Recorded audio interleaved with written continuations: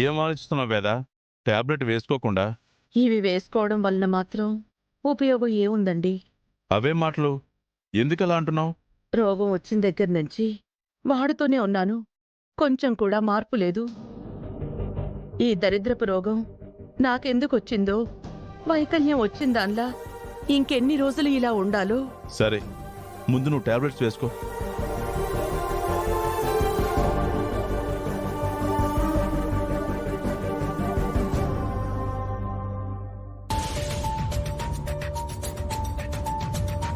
మంచి జరుగుతుందన్న ఆశ ఉన్నప్పుడు ఇలాంటివి వాడాలి. జరగదని తెలిసినప్పుడు వీటి వలన ఉపయోగం ఏంటి? రోగం నయం కావాలంటే ఔషధంతో పాటు నమ్మకం కూడా కావాలి వేద. అప్పుడే సగం రోగం నయమైపోతుంది. నమ్మకం ఉంటే క్యాన్సర్ను కూడా జయించొచ్చు. నమ్మకం లేనప్పుడు అల్సర్ని కూడా జయించలేము. ఎండుటాకులు పండుటాకులు నేల రాలిపోతాయి అన్నట్టు నాలాంటి రోగం ఉన్నవాళ్లు కూడా తొందరగానే రాలిపోవాలి. ఈ రోగం తగ్గుతుందో లేదా నా ప్రాణం మీదకొస్తుందో నాకు అర్థం కావడం లేదండి. ఏమండి, నేను చనిపోతానేమో అనిపిస్తోందండి.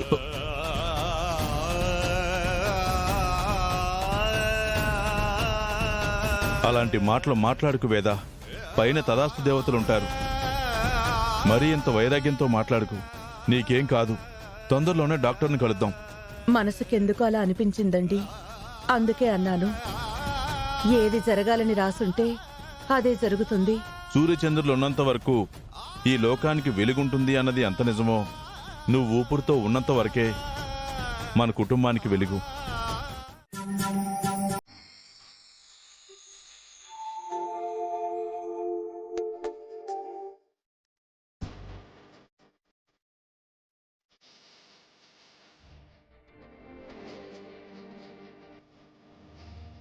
నేను ఆఫీస్కి బయలుదేరుతున్నాను. అవని బయలుదేరకుండా ఇంటి పనులు చేసుకుంటుంది. అంటే సుజాత వదిన ఇంటి నుంచి నా దగ్గరకు వచ్చేసింది కాబట్టి ఇక తనకు జాబ్ చేయాల్సిన అవసరం లేదు. అందుకే తను ఆఫీస్కి రెడీ అవ్వటం లేదు. ఒకసారి అవనిని అడిగి కన్ఫర్మ్ చేసుకోవడం బెటర్ ఏమో.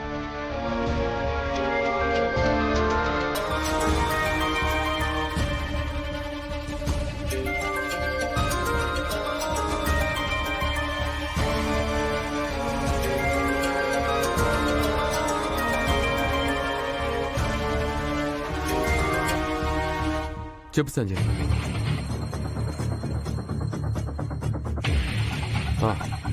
ఓకే సంజయ్, నేను బయలుదేరుతున్నాను. ఒక 20 మినిట్స్లో ఆఫీస్లో ఉంటాను. అవని ఆఫీస్కి రాదు. సార్ 11 o'clockకి మీటింగ్. అదేంటి సార్ సడన్గా చెప్తున్నారు? ఈరోజు మేడం కూడా మీటింగ్లో ఉండాలి. ఇక నుంచి తను జాబ్ చెయ్యదని అనుకుంటున్నాను. బట్ తను ఇంకా మనకు రిజిగ్నేషన్ లెటర్ ఇవ్వలేదు సార్. రెసిగ్నేషన్ లెటర్ ఇస్తుందేమో. ఓకే ఓకే సంజయ్, నేను ఇమీడియట్గా బయలుదేరుతాను. సరేనా? Okay sir.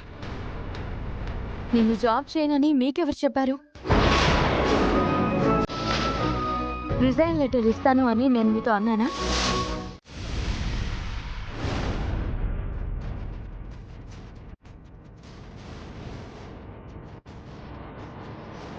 కీస్ ఏమయ్యాయి? అవని, ఏంటి సార్? నా కార్ కీస్ కనిపించడం లేదు. అయితే నన్నేం చేయమంటారు? 1 minute అవని.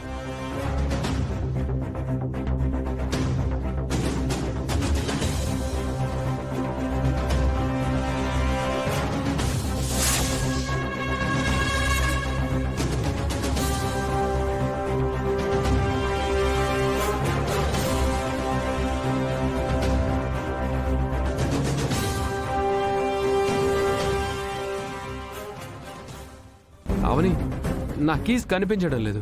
నువ్వేమైనా దాచావా? అవును మరి, ఇప్పుడు నాకు అదే పని. బావతో సరదాలు సరసాలు దాగుడు మూతలు కోతి కొమ్మచ్చి ఆటలు ఆడుకునే పరిస్థితిలో నేను లేను. మరి నా కీస్ ఏమైనట్టు? మీ కీస్ తీయాల్సిన అవసరం నాకు లేదు. ఆ మధ్య నా కీస్ దాచి ఆట పట్టించారు. ఇప్పుడు మీ కీస్ దాచుకుని నాటకాలు ఆడుతున్నారా? నిజంగా కనిపించట్లేదు. మీటింగ్కి టైం అవుతుంది.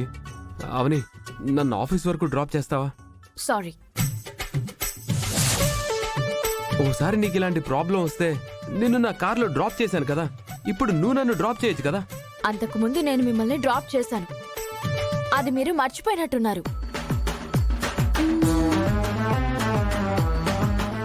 ఇప్పుడు ఫైనల్గా ఏమంటావు? డ్రాప్ చేయడం కుదరదు అని అంటాను.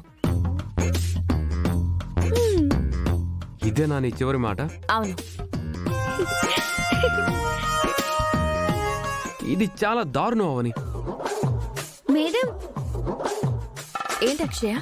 ఓసారి ఇలా రండి. ఎందుకు? రండి చెప్తాను.